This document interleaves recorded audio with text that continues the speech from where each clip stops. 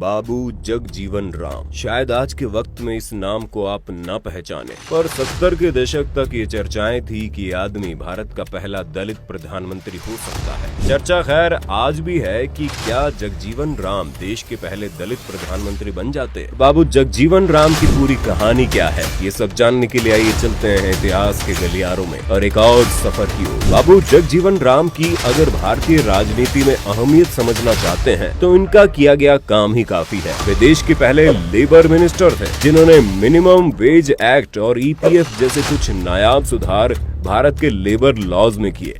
इसके अलावा वो संविधान बनाने वाली कॉन्स्टिट्यूट असेंबली का भी हिस्सा रहे और ग्रीन रेवोल्यूशन के वक्त एग्रीकल्चर मिनिस्टर होने के साथ साथ वो 1971 की बांग्लादेश की आजादी के लड़ाई के दौरान भारत के रक्षा मंत्री भी थे। और भी न जाने क्या क्या बड़े बड़े काम इनके सर आते रहे हैं। मोरारजी देसाई की सरकार में उप प्रधानमंत्री बनने के बाद भी जगजीवन राम के मन में बस एक कसक रह गई थी, भारत का प्रधानमंत्री बनने की। बाबू जगजीवन राम आजादी से पहले 1908 के बिहार में पैदा हुए थे और दलित होने के बावजूद भी इनकी शुरुआती पढ़ाई लिखाई अंग्रेजी माध्यम से हुई। और बाद में जब ये बिहार के आरा के हाई स्कूल में पढ़ रहे थे तो अपनी जाति और अपने स्वयं का टकराव पहली बार इनके सामने आया। दरअसल उस वक्त स्कूल में पानी पीने के लिए 2 घड़े रखे जाते थे, एक हिंदू घड़ा और एक मुसलमान वाला घड़ा। जगजीवन राम ने जब हिंदू घड़े से पानी पिया तो मामला उनके दलित होने के कारण गर्मा गया और प्रिंसिपल तक ये बात पहुंच गई। प्रिंसिपल ने मामले को गंभीरता से लेते हुए स्कूल में दलितों के लिए तीसरा घड़ा उपलब्ध करा दिया, पर उस घड़े को उस नौजवान जगजीवन राम ने तोड़ दिया।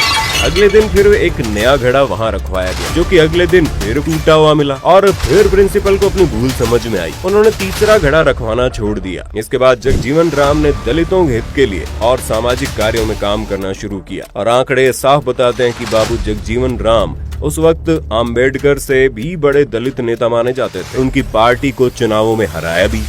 जगजीवन राम के इसी व्यक्तित्व को देखकर अंग्रेजी सरकार और कांग्रेस दोनों ही उसे अपने साथ जोड़ना चाहते थे और जगजीवन राम के एक स्वतंत्रता सेनानी होने की वजह से उन्होंने कांग्रेस का दामन थामा। जगजीवन राम को अम्बेडकर के विकल्प के रूप में देखा जाता था और ऐसा हुआ भी। जो काम अम्बेडकर नहीं कर पाए वो जगजीवन राम ने करके दिखाए। आजादी से पहले उन्हें नेहरू द्वारा असेंबली में कई अहम पद दिए गए और आजादी के बाद वो भारत के पहले लेबर मिनिस्टर बने। कई लोग तो ये भी मानते हैं कि अम्बेडकर को कॉन्स्टिट्यूट असेंबली में लाने और लॉ मिनिस्टर बनाने में भी जगजीवन राम की गांधी को की गई सिफारिशों का अहम योगदान था। 1960 के दशक में मिली चीन से हार के बाद नेहरू ने कई कैबिनेट बदलाव किए। ये बदलाव इंदिरा गांधी को सत्ता में लाने के लिए भी थे, पर जगजीवन राम जैसे काबिल शख्स को कैबिनेट में देखकर नेहरू चिंतित थे। जगजीवन राम ने इंदिरा गांधी के साथ जाने का फैसला किया और वो कांग्रेस आई के पहले राष्ट्रीय अध्यक्ष बने। इंदिरा गांधी विजयी हुई और इस नई कैबिनेट में इन्हें डिफेंस मिनिस्टर के पद से नवाजा गया। 1971 की जंग में जगजीवन राम के योगदान के बारे में बताते हुए ईस्टर्न कमांड लेफ्टिनेंट जैकब अपनी किताब में लिखते हैं कि वो जगजीवन राम ही थे जिनकी वजह से भारतीय सिपाही और बांग्लादेशी स्वतंत्रता सेनानी साथ मिलकर लड़ने में कामयाब हुए और आखिरकार ये जंग भारत के पक्ष में रही। जगजीवन राम ने साथ ही में भारत को खेती में सशक्त बनाने वाली हरित क्रांति या कहें ग्रीन रेवोल्यूशन को भी सामने से लीड किया और सफल बनाया। पर जगजीवन राम का असली समय तब आया जब इमरजेंसी का वक्त खत्म होने के बाद 1977 में उन्होंने कांग्रेस छोड़ दी और अपनी राजनीतिक पार्टी बनाकर जनता दल से गठबंधन कर लिया। इमरजेंसी के बाद जब तक जगजीवन राम कांग्रेस में थे, कांग्रेस को यकीन था कि वो नहीं हारेंगे, पर उनके कांग्रेस छोड़ते ही पार्टी चुनाव हार गई और नई सरकार में मोरारजी देसाई पीएम बने और जगजीवन राम डेप्यूटी पीएम और डिफेंस मिनिस्टर। कांग्रेस ने जगजीवन राम को इस चुनाव में हराने की कई कोशिशें की। चुनाव से पहले जब एक सभा में जगजीवन राम भाषण के लिए आने वाले थे तभी इंदिरा सरकार ने दूरदर्शन पर मशहूर फिल्म बॉबी चलाने का फैसला किया ताकि लोग अपने घरों से बाहर निकलकर इस समारोह में न जा सके।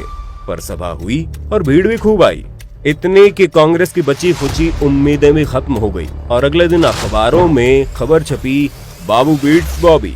मोरारजी देसाई की सरकार में कुछ अनबन देखी गई और बिना अपना कार्यकाल पूरा किए ही मोरारजी देसाई के बदले सरकार में दूसरे डिप्टी पीएम रहे चौधरी चरण सिंह को प्रधानमंत्री बना दिया गया। चौधरी चरण सिंह भी इस पद पर ज्यादा दिन नहीं टिक पाए। इस समय ये अटकलें लगनी शुरू हो गई कि लाइन में अगला नंबर जगजीवन राम का ही है, पर तभी सत्ता और कुर्सी ने अपना असली रंग दिखा दिया। इस स्कैंडल के बाद खत्म हो गया।